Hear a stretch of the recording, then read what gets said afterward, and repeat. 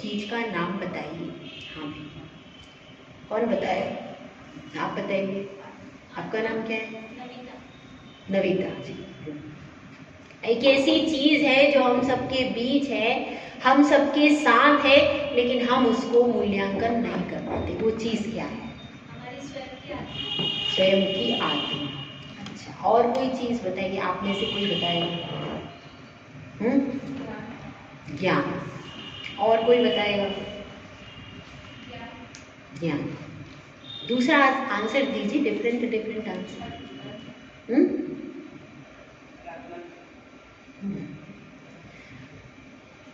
इनका भी आंसर आ जाए और आपका भी आंसर आ जाए, दोनों मिक्स एक ही शब्द में उत्तर दीजिए। नहीं नहीं, एक शब्द में उत्तर देती हूँ जिसमें आपकी बात भी आ जाएगी, इनकी बात भी आ जाएगी। वह है समय। समय अपनी गति से चलता रहता है, वो हमारे बीच ही रहता है, हमारे साथ ही रहता है, फिर भी हम उसका मूल्यांकन नहीं कर पाते। और समय बीत जाने के बाद फिर लगता है कि यह समय निकल गया। जब हम बचपन में होते हैं तो हम भविष्य की कोई चिंता नहीं करते, सिर्फ खेलते कूदते या पढ़ते हुए हम क्या कर देते, अपना पूरा समय व्यतीत कर देते हैं, खेलते कूदते और पढ़ते हुए। लेकिन जब हम युवा होते हैं, युवा अवस्था में भी हम विवाह आदि के बंधनों में बंध जाते हैं, और जो समय था उसका मूल्यांकन कहाँ कर पाते? नहीं कर पाते। हम कहाँ उस समय समझते हैं कि दुर्लभ मनुष्य पर्याय है, समय बहुत कम है, और हमें इसी 50 साल 60 साल में आत्मा का हित करना है। हमारे पास आत्मा का हित करने के लिए, कर्मों की निर्जरा करने के लिए समय बहुत कम है। ऐसा समझते हैं क्या? नहीं समझते। आज अपन ने सुबह महावीर भगवान का महावीर अष्टक पढ़ा। उसमें क्या कहा तीर्थंकर महावीर ने अपनी माता से, अपने पिता से, कि समय बहुत कम है, मेरे पास समय कम है। आदिनाथ तीर्थंकर के पास 84 लाख पूर्व थे, मेरे पास बहुत कम समय है, और इस कम समय में ही मुझे मोक्ष को भी सिद्ध करना है और अन्य लोगों के लिए हित का उपदेश भी देना है। तो अपने टाइम को बर्बाद न करते हुए मैं सिर्फ मोक्ष मार्ग पर ही चलूंगा। क्या यह बात हमको समझ में आई है क्या? कि हमारे पास भी समय कम है। एक तो वह समय है काल, निश्चय काल, जो कि आकाश के असंख्यात प्रदेशों पर रहता है। एक वह समय है, वो तो वहीं पर रहता है। एक वह समय जो हमारे इर्द गिर्द घूम रहा है, घड़ी घंटा व्यवहार वाला। और एक वह समय है जो हमारी आत्मा है, उसका भी नाम समय है। इस समय का उस समय से कुछ संबंध है क्या? है क्या भाई? ये एक आत्मा है और वो टाइम है, इसका उसके साथ संबंध है कि नहीं है? पंचम काल अभी चल रहा है, यह व्यवहार काल के कारण हो रहा है कि नहीं? तो उस पंचम काल के कारण मुनिराज अभी साक्षात मोक्ष को प्राप्त नहीं कर पा रहे। वही बात इसमें भी आगे आ रही है, बात समय की ही चल रही है। तो यह हमको आज ही समझना पड़ेगा कि हमारा बहुत सारा समय निकल चुका है। अब जो ये समय बचा है, इसको संभाल करके रखना है। अगर इस समय को हम संभाल नहीं पाए, इस समय को मैनेज नहीं कर पाए, धर्म के कार्य के लिए, स्वाध्याय के लिए यही समय है। इसमें चाहो तो आप पंचेंद्रिय के विषय भोग लो, चाहो तो आप सुबह से शाम तक कषाय कर लो, और चाहो तो आप आत्मा के हित के लिए स्वाध्याय, पूजा, दान आदि कर दो। समय तो वही है, सुबह से लेकर शाम तक। कोई ऐसे भी लोग हैं सुबह से लेकर शाम तक मोबाइल पर ही लगे रहते हैं, उनके पास भी समय है। तो यह समय अमूल्य है, यह मानव पर्याय अमूल्य है। इस अमूल्य मानव पर्याय में हमें इस समय को कैसे अपने ऊपर ढालना है, इसको सोचना किसको पड़ेगा? हमें। ऐसा किसी ने कहा है, बीतने वाली घड़ी को कौन लौटा पाएगा, यह शुभ अवसर जब गया तो बाद में पछताएगा। यह सुअवसर खो दिया तो बाद में पछताएगा। बहुत सारा समय बीत गया, 50 साल आप लोगों के बीत गए लगभग, किसी के 40, किसी के 50 लगभग। अब जाकर होश आया है, अभी तक तो मोह की नींद में सो रहे। अब होश आया, अब कम से कम अब भी होश आ गया है और अपने आप को संभाल लोगे तो अब भी आपका जीवन संभल जाएगा। और यदि अब भी नहीं संभल पाए तो फिर समय आगे चला जाएगा और आप पीछे रह जाओगे। तो यहाँ पर उस समय की भी बात आ रही है। देखिए, अपन सब चलते हैं। श्लोक नंबर अपना चल रहा है 7। समय भी धीरे धीरे बीत रहा है, हमारा आने का समय और आगे बढ़ने का समय, और साथ में एक एक श्लोक भी आपका धीरे धीरे चल रहा है। पढ़ते हैं अपन श्लोक नंबर 7। न आद्यं न मध्यं न अन्तं न चान्यत्, न द्रव्यं न क्षेत्रं न कालो न भाव, न शिष्यो गुरुनापि हीनं न दीनं, चिदानंद रूपं नमो वीतरागम। न आद्यम, जिसका आदि नहीं है, न मध्यम, जिसका मध्य भी नहीं है, और न अंतम न चान्यत, और जिसका अंत भी नहीं है। ऐसा कौन है? ऐसी है हमारी आत्मा कि जिसका कोई आदि नहीं है। अनादि काल से हम इस संसार में हैं कि नहीं? हैं। अनादि काल से न जाने कितने जन्म धारण किए, न जाने कितने चोले छोड़े, कोई हिसाब किताब नहीं है। अनादि काल से है, हमारा आज जन्म नहीं हुआ। कहीं पर ऐसा बताया जाता है, किसी धर्म में, किसी संप्रदाय में ऐसा कहा जाता है क्या, कि एक पर्याय बीतने के बाद आपको या तो गो टू हेल अथवा गो टू हेवन, या तो आप जन्नत में चले जाओ अथवा दोजख में चले जाओ। दोजख मीन्स नरक। या तो आप हेवन मतलब स्वर्ग में चले जाओ, या हेल में चले जाओ, या नरक में चले जाओ। आपकी ये पर्याय खत्म, ऐसा माना जाता है।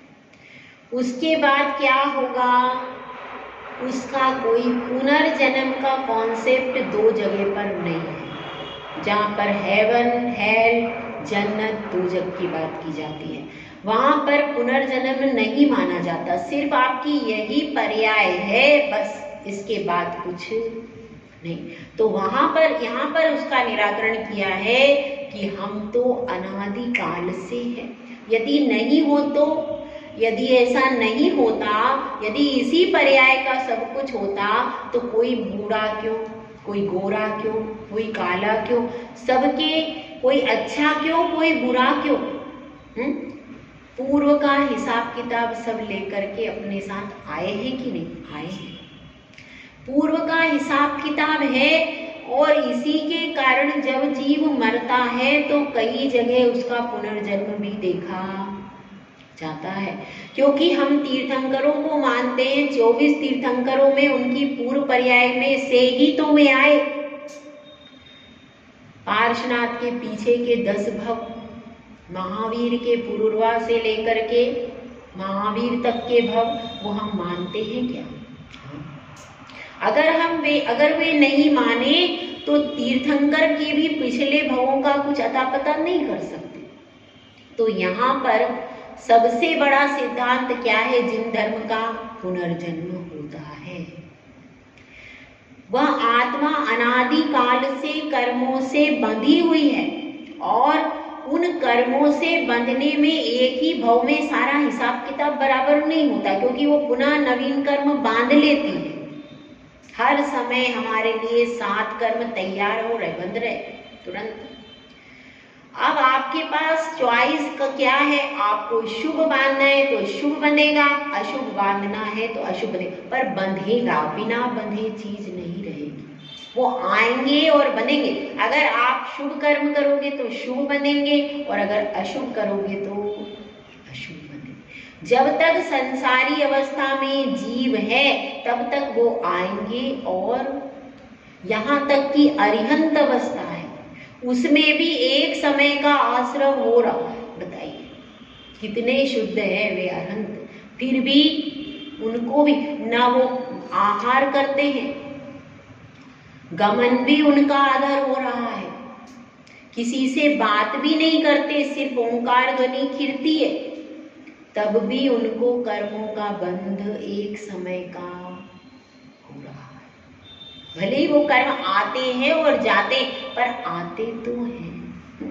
मतलब कितने शुद्ध भगवान हैं, घातिया कर्मों से रहित, किसी भी अन्य वस्तु की विकल्प भी नहीं है, जो कि पलके भी उठा नहीं रहे हैं, बोल भी किसी से कुछ नहीं रहे हैं, जिनके कषाय का पूर्ण अभाव है तो भी कर्म आ रहे हैं। तो हमारी क्या हालत होगी, हमारे कर्मों की क्या स्थिति बनेगी, इसकी अपन कल्पना भी नहीं कर सकते। तो यहाँ पर बताया यही है, हमारी आत्मा अनादि काल से संसार में है, अनादि काल से कर्मों का बंधन सतत चालू है, सतत कभी रुक नहीं रहा है। सिर्फ हम उसको अशुभ को शुभ में चेंज कर सकते हैं। अब यहाँ पर कह रहे आदि नहीं है तो मध्य तो होगा, मध्य भी नहीं, क्योंकि जब आदि होगा तभी तो मध्य होगा। जिस चीज का प्रारंभ हुआ है वही बीच में आ सकती है, जब प्रारंभ ही नहीं हुआ तो मध्य बिंदु भी कहाँ से निकालोगे, तो उसका कोई मध्य भी नहीं और अंत भी नहीं, अंत भी नहीं होने वाला। क्या मेरी इस पर्याय से मैं बहुत पाप करूं तो क्या इस पर्याय का अंत हो जाएगा क्या? नहीं, इस पर्याय का अंत नहीं, इस पर्याय का अंत हो जाएगा लेकिन आत्मा का अंत नहीं होगा। आत्मा फिर दूसरे पर्याय में चली जाएगी, दोबारा नई पर्याय धारण कर लेगी। क्यों? क्योंकि वह तो अनादि निधन है, अनादि निधन है। आत्मा कभी मरती नहीं है, हमेशा रहने वाली। इसीलिए तो यहाँ पर बात चल रही है आत्मा की, इसका कोई आदि नहीं है, इसका कोई मध्य नहीं है और अंत भी नहीं है। लेकिन शरीर का आदि है। यह जो आदि होती है, जन्म होता है, वो किसका होता है? शरीर का। और शरीर के वो पिंड के अंदर वो आत्मा आ जाती है, उसमें प्रवेश कर लेती है, इतना होता है। लेकिन उस पिंड का जन्म हुआ, उस पिंड का डेवलपमेंट होता है, आत्मा का डेवलपमेंट नहीं होता। वो तो आती है जैसी पहले थी उसी प्रकार से आती है अंदर, और पूर्व कर्म से बंधी हुई आती है। जो आयु कर्म, जो गति कर्म आपका पुराना होता है, उसी के अनुसार उसी प्रकार के शरीर में प्रवेश करके पुनः वहाँ पर डेवलप होता रहता है शरीर, और वहाँ पर आत्मा पुनः अपने कार्य को करना तैयार शुरू कर देती है। उसके बाद कहा गया है न द्रव्यम न क्षेत्रम न कालो न भाव। द्रव्य, क्षेत्र, काल और भाव, ये किसके लिए यूज किए जाते हैं? संसार, 5 प्रकार का संसार होता है, उसमें 4 प्रकार का संसार भी बताया जाता है। उसमें कौन सा है? द्रव्य, क्षेत्र, काल और भाव। ठीक है, तो द्रव्य संसार कैसा होता है? द्रव्य संसार में जो आपका बाहर से दिखाई दे रहा है, जो आपका जीव द्रव्य है, वह पूरा उसका कहाँ कैसा परिणमन हो रहा है, वह सारा द्रव्य संसार में, क्योंकि इसके दो भेद हैं, कर्म द्रव्य परिवर्तन और नो कर्म द्रव्य परिवर्तन। ठीक है, ये द्रव्य परिवर्तन है। उसके बाद क्षेत्र परिवर्तन, एक क्षेत्र से आत्मा दूसरे क्षेत्र में चली जाती है, दूसरे क्षेत्र से पहले क्षेत्र में, इस प्रकार से पूरे लोक में आत्मा घूमती रहती है।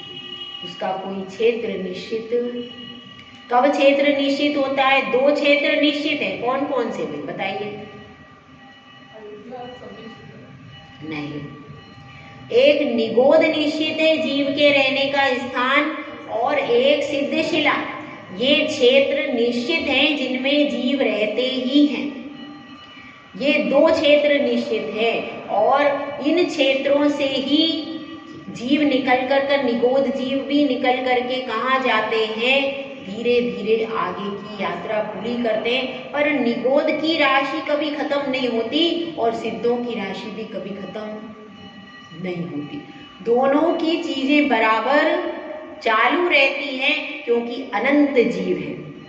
तो द्रव्य, क्षेत्र, काल, काल का मतलब क्या है?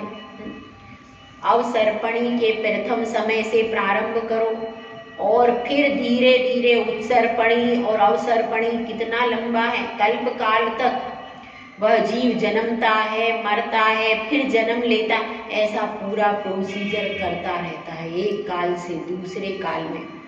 फिर भी वह संभल नहीं पाता है। यह सब पंच परावर्तन रूप बड़ा घनघोर संसार है कि नहीं?